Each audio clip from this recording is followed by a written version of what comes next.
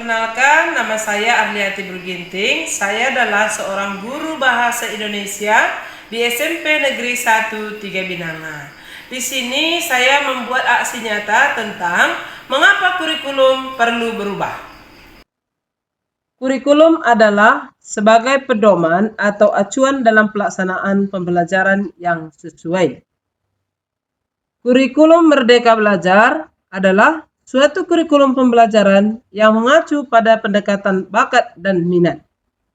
Dalam menyebarkan pemahaman mengapa kurikulum itu perlu berubah, saya berwawancara dengan beberapa guru, teman sejawat, orang tua, kepala sekolah, dan juga memberikan presentasi kepada guru-guru semuanya.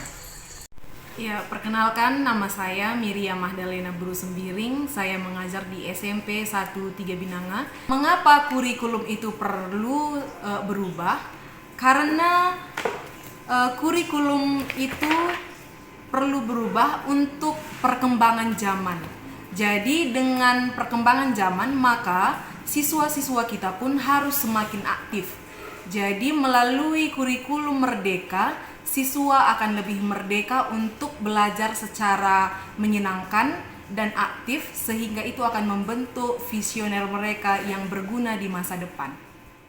Nama saya adalah Sutrisno SPD, sebagai guru di SMP Negeri 1 3 Binanga. Kenapa kurikulum itu harus berubah? Yang pertama adalah di mana kurikulum itu merupakan jantung pendidikan di luar sekolah.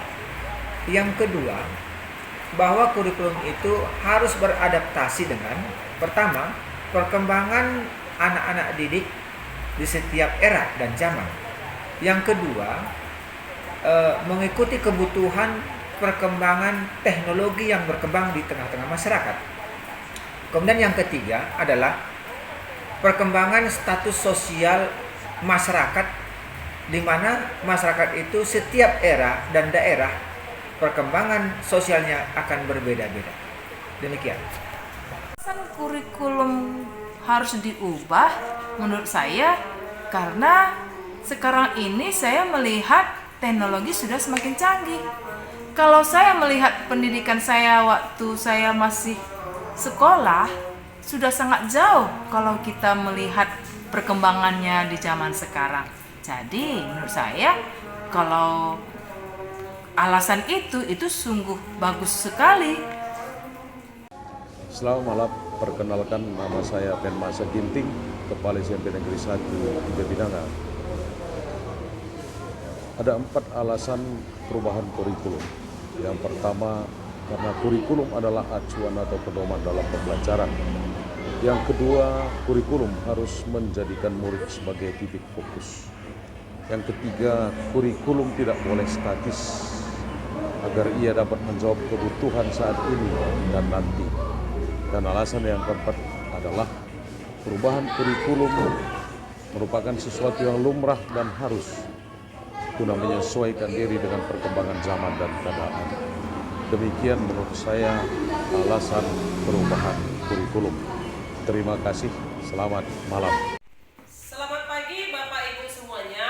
Di sini saya ingin menjelaskan tentang kurikulum merdeka. Apa itu kurikulum merdeka?